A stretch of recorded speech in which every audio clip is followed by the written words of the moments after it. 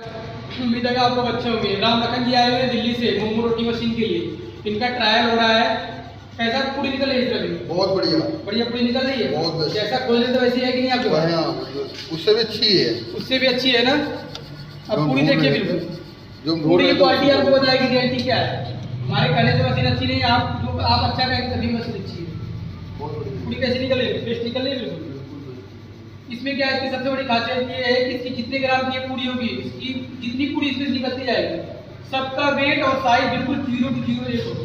Imported machine है ये, 0 wastage machine है।